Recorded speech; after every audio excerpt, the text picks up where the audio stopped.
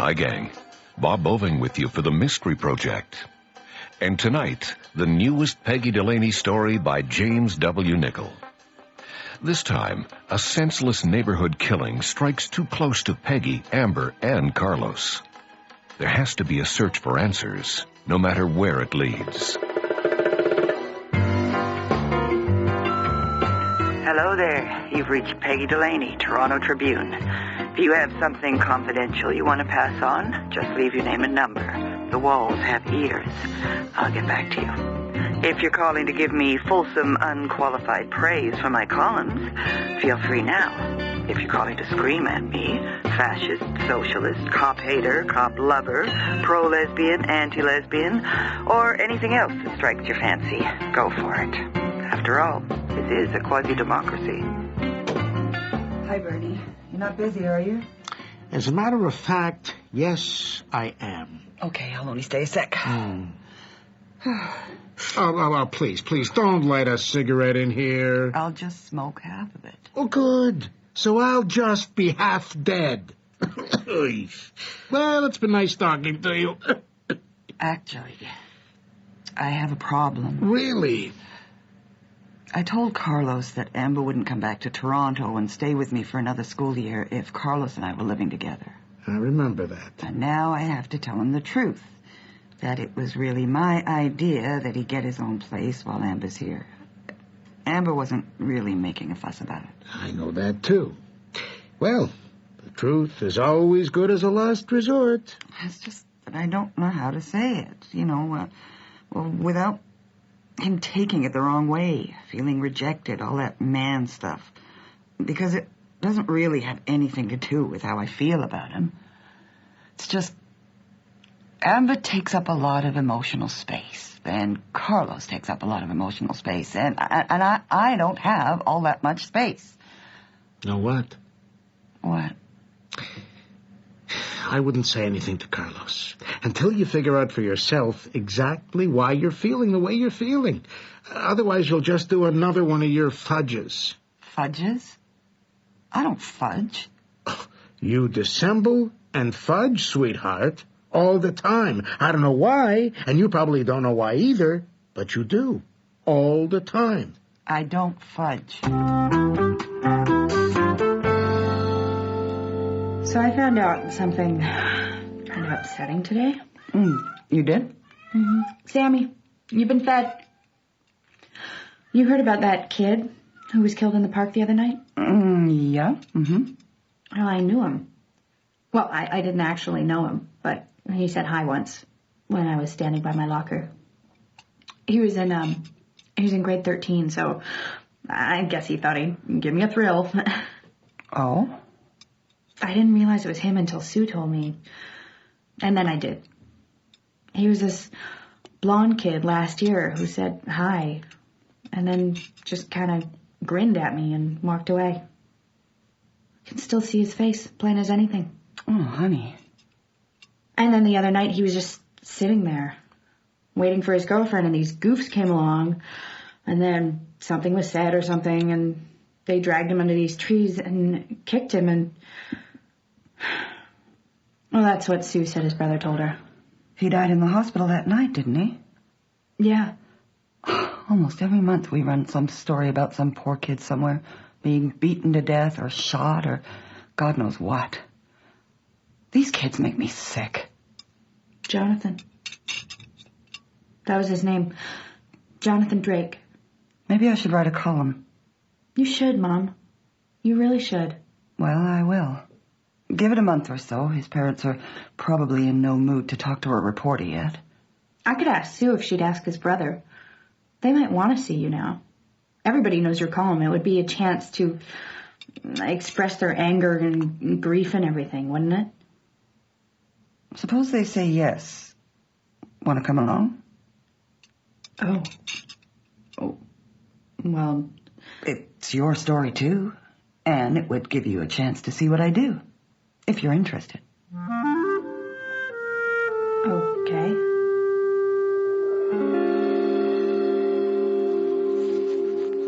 Oh, I'm too old for this. For what? Nooners. I just want to curl up and stay in bed all day. Be my guest. Just because I have to go back to work doesn't mean you do. I like this apartment. It's cozy. Do you like this apartment? It's all right. Just all right? You picked it out, so it must be good. Carlos, the truth is, maybe, in a way, it's just as much me as Amber. Nervous about the three of us living together right now. You know? And, well, maybe it's mostly me. You said it was Amber. Well, I fudged. Why?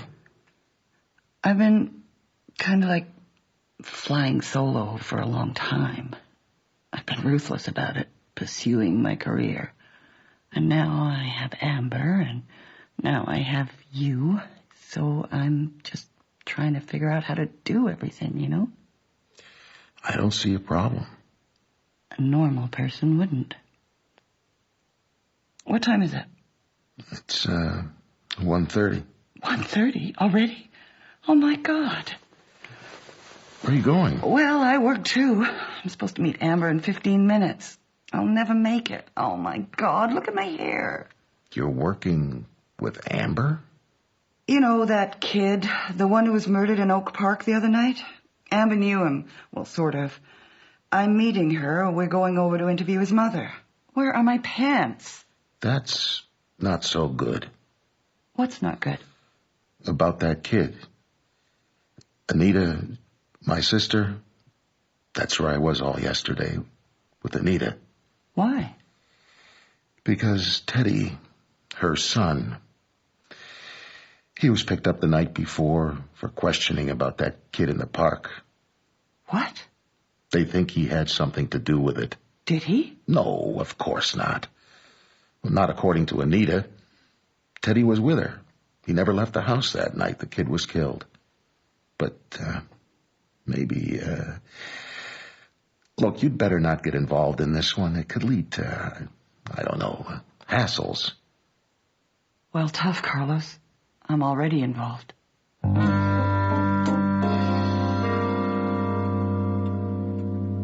As you can see, the house is full of flowers. Just full of flowers.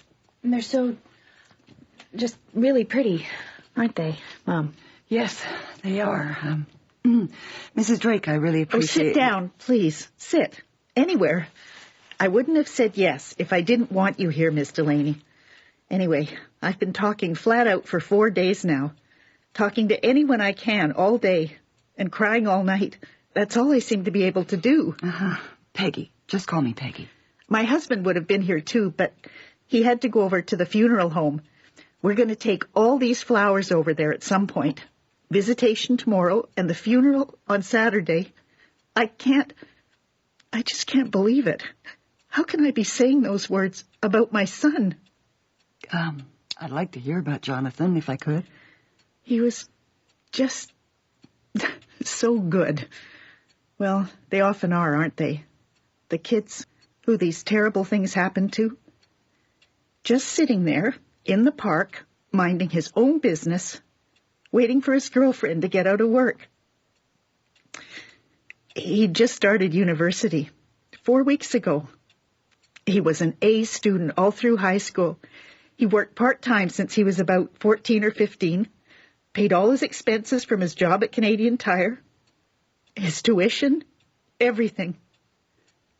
He was our son, our first, our eldest, taken away from us by some animals. Oh, God, I'm sorry. I just can't stop. I just can't stop. Mom, maybe this isn't... No, it's a perfect time. Please don't go. We're not going anywhere. I want to hear all about him. We've got all afternoon. Oh, God. That was awful. I feel so sorry for her. Yeah. I thought you were good. Well, I've been listening to people in pain for years. You were really nice, though. Patient and everything. I had all these things I was planning to say, but then they just wouldn't come out of my mouth, and they seemed so dumb anyway. Do you think you have enough for a column? Well, for a straight-ahead column. Dead son, distraught mom. But that's the story, isn't it? Well, half of it. There's someone else out there who's going to wake up one morning and find out her son just kicked another kid to death. Uh-huh. I'll hold on to what I've got from Mrs. Drake, and when the cops arrest some kid, I'll interview his mom, too. What do you think? More interesting? Yeah. Talking to one distraught mom would be enough for me. Uh-huh. Well, it would be for any normal person. Not for me.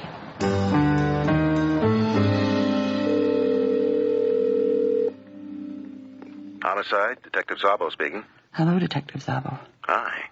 Where are you? At the office. And was in my interview went all right with that boy's mom? Good. Seems like he was a great kid. Excellent student, hard worker, never got into trouble. Damn near perfect. No kidding. Mm-hmm. So, how did the cops get onto your nephew anyway? What was the connection? Look, this is tough enough. My own department investigating my nephew. I don't need you involved, too. I told you that. And I told you I was already involved. Carlos, we're on the same side, aren't we? I'm just trying to figure out what went down that night, that's all. I wouldn't do anything that would hurt your nephew or your sister. You know that. Trust me, please. Some girl saw 5 teenage boys come running out of Oak Park and jump into a car. Like something bad was up. So she memorized the license plate. Thank you. It's just, I'm a bit upset. I know. So, she memorized the license plate? It wasn't hard to do. A vanity plate. One X-Man. The X-Men are mutant superheroes or something. Anyway, the plate caught her eye. The car's owned by a friend of Teddy's. And the detectives on the case found a couple of girls out in Teddy's neighborhood. Where, Etobicoke? Yeah, Etobicoke. That claimed Teddy and 3 other boys were riding around in that car that night with the kid who owns it. And Teddy and Anita are saying that he was home all that night. That's right. So what are those other boys saying to the cops? Not a thing. So far, everyone's keeping their mouths shut. Etobicoke is a long way from Oak Park. Yeah? But they were in a car. Some kids were in a car. Teddy dropped out of school way too young. He's stubborn as a stump. But he's a good kid, and he tries hard. Mm-hmm. He had a part-time job at Canadian Tire a year or so ago. It lasted for quite a while. It's been tough for him, but now he's thinking about going back to school. It's tough just being young. I still remember. Yeah, me too. Vaguely. So, which Canadian Tire? Downtown, the one at Davenport and Yonge. Why? Just getting all the facts. Ms. Reporter, you know. Maybe I could meet Teddy and Anita sometime. I'm almost part of the family. Yeah, almost.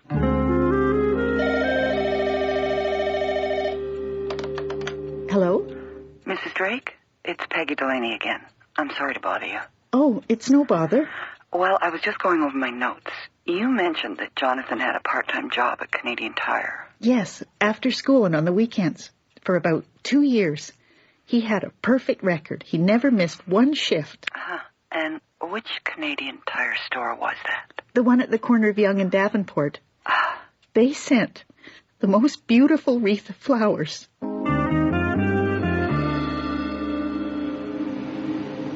Jonathan Drake. Best student employee I ever had. Watch where you're going with that forklift. Cripes. So you must get to know all the kids who work here fairly well. The ones I hire for my stockroom, I do. Jonathan worked for me since he was 16, I think. An old-timer. or with the turnover we get. I knew a kid who worked here once. Teddy Johnson. You remember him? Teddy Johnson? Mm-hmm. Yeah, matter of fact, I do. Relative of yours? No. I didn't know him very well. Shiftless. School dropout. I hired him part-time, about a year and a half ago. Had to fire him. Why? Because he was a thief. You caught him? Well, no, I didn't catch him. Not red-handed. Actually, it was Jonathan who told me to watch him. He'd stolen some damn thing, a video game, I think. And he'd boasted to Jonathan about it. So Jonathan told me. Did you have a talk with him? Yeah. I told him what Jonathan said. He admitted it was true. Said he'd pay for the game. He wouldn't do it again.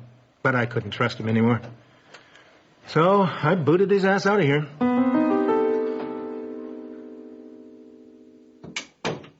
Carlos, I have something to tell you. Uh-oh. No, not that. Not us. Never. About Teddy. What about Teddy? I found out there's a connection between Jonathan Drake and your nephew. Oh? They both worked at the same Canadian Tire. Teddy stole some video game. Jonathan was the one who got him fired. Jesus. I'm sorry. Anita just called. She asked me if I'd tell the cops I was at her place with her and Teddy that night. She said they won't believe anything a mother says, but they'll believe another cop. What did you tell her? I told her I'd think about it. Really? She swears he was there. Well, she wouldn't lie. She wouldn't do that to me. Oh, maybe all this is, I don't know, maybe it's just A what? A coincidence? He was seen in that car earlier. And the attack wasn't even random. He had a grudge against this kid. Carlos, if it walks like a duck... God. Let me talk to him. Maybe he'll open up to me, particularly once I tell him what I know. If he is involved, the sooner he comes forward, the better, right? Let me try. I'll set something up.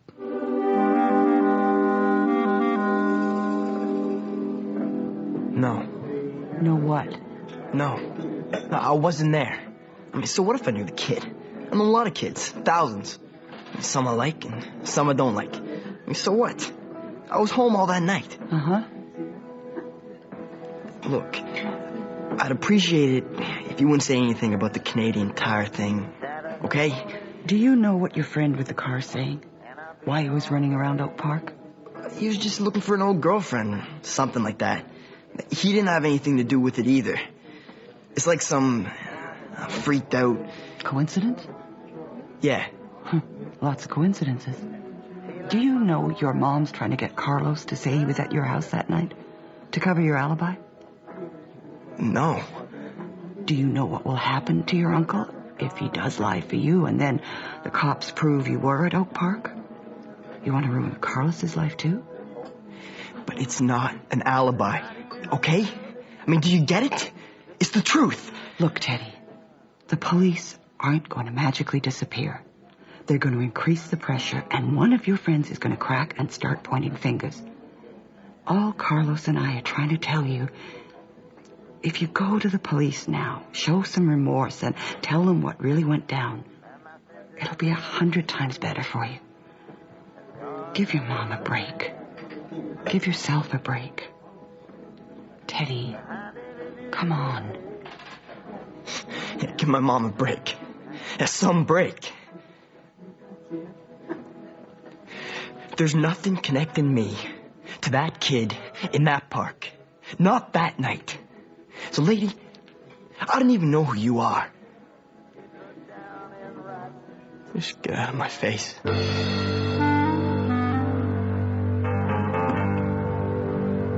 Well? My feminine wiles must be slipping. He stonewalled me. Where is he now? Still sitting in the restaurant. Said he didn't want to ride home. He was going to have another coffee, another smoke, then go. Oh, hi. Hi. Abe Stein, Peggy Delaney. Read your column all the time. Do you? Abe's a detective, too. He's on the Jonathan Drake case. They just broke it. Oh? I called Carlos on his cell to ask him if he knew where his nephew was. He said he was here, talking to you. So I dropped around. To do what? Is this off the record? Of course it's off the record. Tell her what you told me. Okay. That kid's car, the one they were driving around in that night, when we impounded it, we couldn't find any bloodstains. But we knew there must be some blood on their boots, socks, pant cuffs. So while we waited for the lab boys to go over the car, we started to look around. They found 2 garbage bags early this morning. Sitting in a pile of garbage outside a club about 6 blocks from where Anita lives.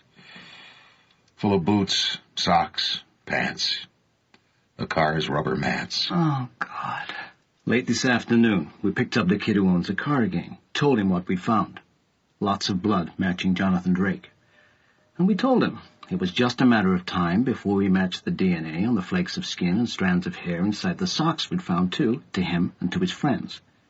The kid started to cry. He said they were just cruising around Oak Park, looking for some old girlfriend of his. That's all they were doing. Until Teddy recognized his kid sitting on a bench. Apparently, Teddy had some grudge against him. So they all piled out of the car, thought they'd have some fun. But the kid wouldn't shut up. He dissed them back. And one thing led to another, and suddenly they were kicking him. They had him down, and they couldn't stop. The kid said they really didn't kick him all that hard. When someone gets beat up like that on the TV, the kid said, they don't die. Carlos. Oh. Time to have a talk with your nephew. Nice meeting you, Peggy. See you later, Carlos. Yeah. What are you going to do? Do? Get him the best lawyer I can afford, I guess. But right now, go and see my sister. Want some backup? I nearly got you in a lot of trouble, didn't I? Yeah, you nearly did. Like fired from his job trouble. Like a criminal charge for obstructing justice trouble. I know. Oh, God, I feel like I'm gonna die. Anita, you believed Teddy when he told you it had nothing to do with him. You were fighting for your son any way you knew how. No matter the consequences. He's not evil, Carlos. You know that. I know that. Oh, God. Oh, my God, I'm gonna die. Teddy will have to face up to what he's done. But he'll come out the other end of this. You haven't lost him, Anita. When will he come out of this? How many years? I can't tell you. I just don't know. And the other boy? When will he come out of it? My son murdered someone, Carlos. And I knew what he'd done all along. No, Anita. You couldn't know. Feared the worst, maybe. No. I knew. What did you know?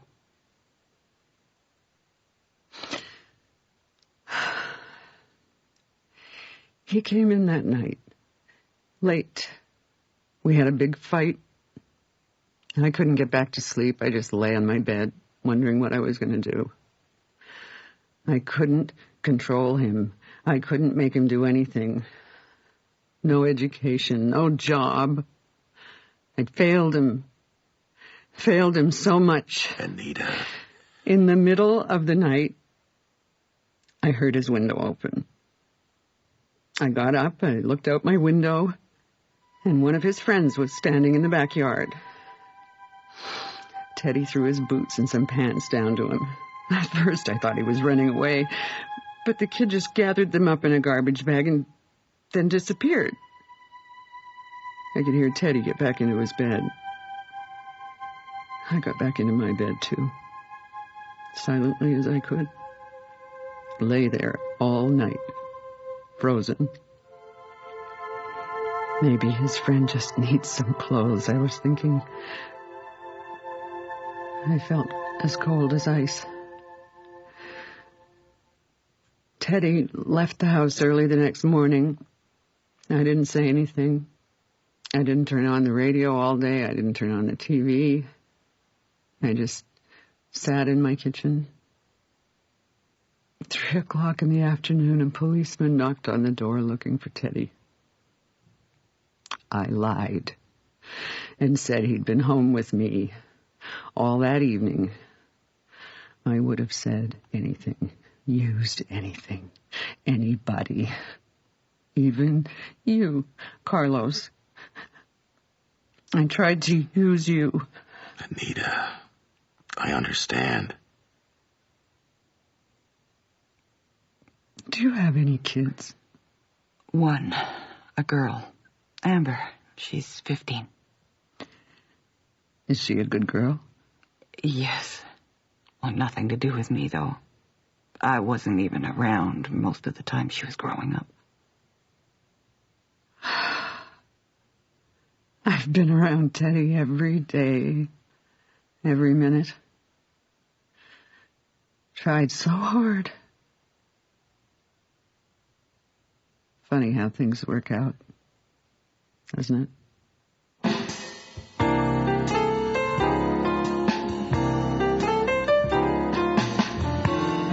You have just heard the latest episode of Peggy Delaney by James W. Nichol, a play called How Things Work Out.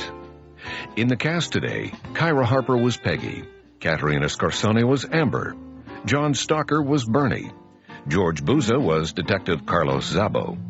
With them were Linda Goranson as Florence Drake, Chris Benson was Albert, Corey Sevier was Teddy, Simon Bradbury was Abe, and Lynn Darragon was Anita. The music was composed and conducted by Milan Kimlicka and performed by Ray Parker, Kevin McKenzie, Rick Whitelaw, and Scott Alexander. The recording engineer was Greg DeClute, with sound effects by Matt Wilcott.